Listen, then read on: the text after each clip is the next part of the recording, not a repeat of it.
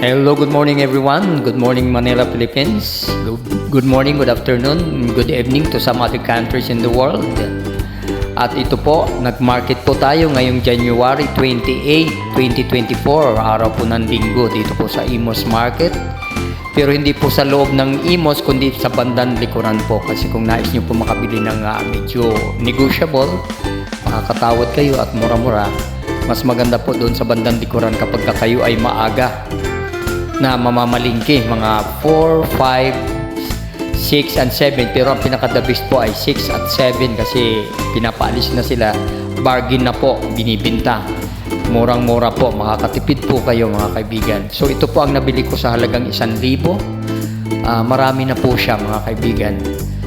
So ipapaalam ko po sa inyo ang mga presyo. Ito pong kalamansi ay 15 pesos lahat po yan, megit sa 1/4.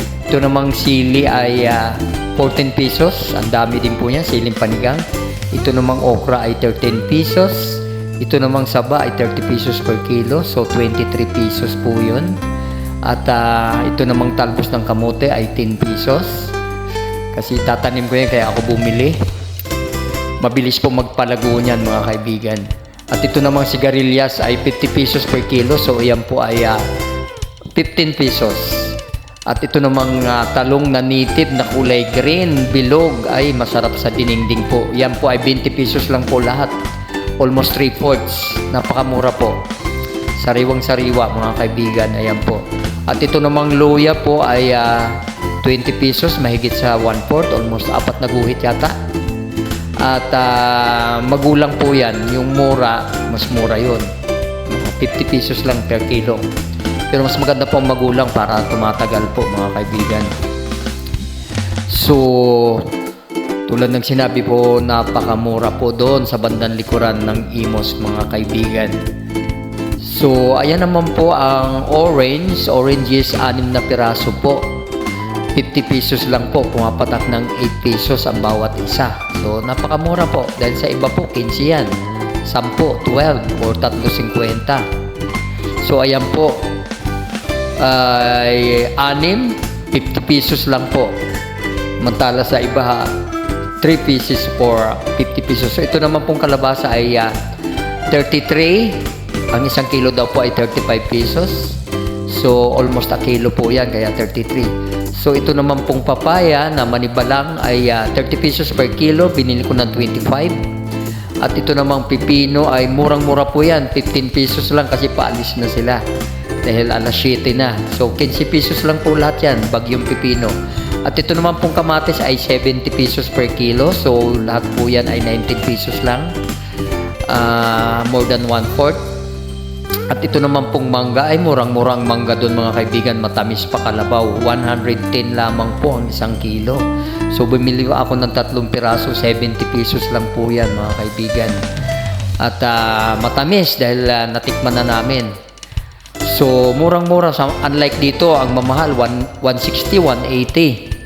Sa mga naglalako 150, 160. So ayan po, mura po, 70 lang mga kaibigan. At ito namang white onion ay napakamura po ngayon ng white onion, 50 pesos lamang po ang 1 kilo. So ayan po ay 15 pesos lang po.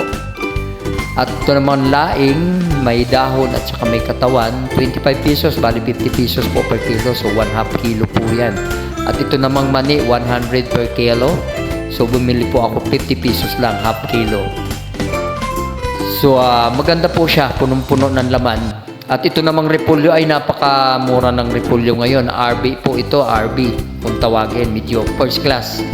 35 pesos lamang po per kilo. So 55 pesos po yan, dahil more than 1 kilo. Magandang klase po, RB. So 35 pesos, napakamura po mga kaibigan. At pwede nyo i-stock kahit 1 week, hindi siya agad masisira kasi magandang klase po yan, matibay po yan, hindi basta nabubulok. At ito namang kamuting dilaw ay 45 pesos ang 1 kilo. So 1 kilo po yan. At ito namang papaya na hinog na, nabili ko po ng 50 pesos, bali 40 pesos ang 1 kilo, mahigit po yan sa 1 kilo. At ito namang mangga, nung pauwi na ako, nakakita ako 70 pesos lamang po ang kilo kasi pauwi na rin sila. So bumili lang po akong dalawa. 34 pesos po yan, dalawa, at matamis po. Dahil natikman na namin po yan. At ito namang labuyo, 12 pesos. Medyo mahal pa po ang labuyo. 12 pesos po yan.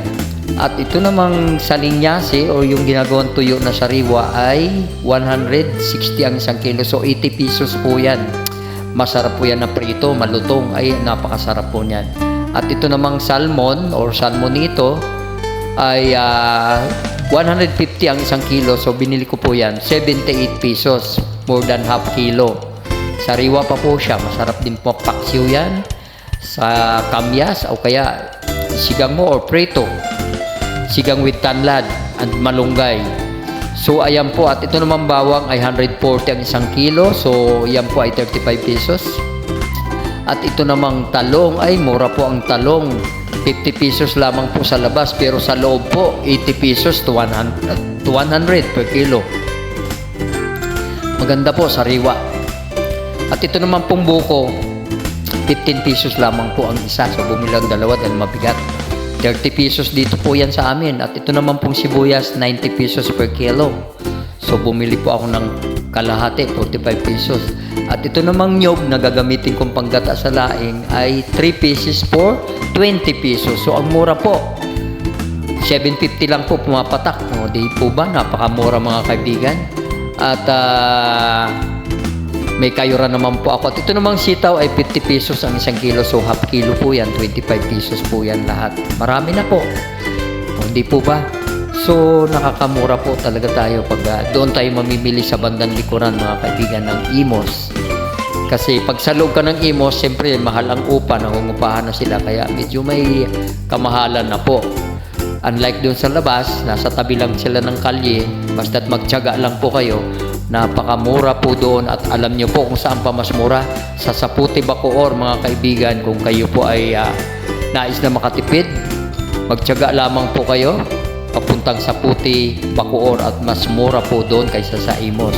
So ganun pa man, ayan po ang nabili ko lahat sa halagang 1,000. So ang 1,000 ngayon, kung doon nyo dadalhin sa Imos, bandang likuran po, sa labas po, marami pa rin po kayo mabibili mga kaibigan. Ito po lahat-lahat ay 1,000 po ang naubos ko rito. So mahigit 1 linggo na namin na ulam to dahil dadalawa lang naman kami dito ngayon ng anak ko. So ayan po mga kaibigan. So inuulit ko, murang-mura po pag maaga kayo pupunta, pero pinaka-the best ay 6 o'clock ng umaga hanggang 7 a.m. kasi yun yung paalis na po sila, ibinabargin na po, talagang mura na nila ibibigay. Pero kung gusto nyo naman maraming dating pa, 4 o'clock, 5 o'clock, maraming nung titindahan po dyan. Yung iba nga po, hating gabi daw, nariyan na sila. So, yun po ang may papayo ko mga kaibigan. At marami pa pong mas mura kung sa Kadiwa kayo pupunta, pero masyado nang malayo. Pinakadabis talaga sa Saputi Bacoor. So muli mga kaibigan, maraming salamat sa inyo. Thank you for watching. Hanggang sa susunod. God bless everyone.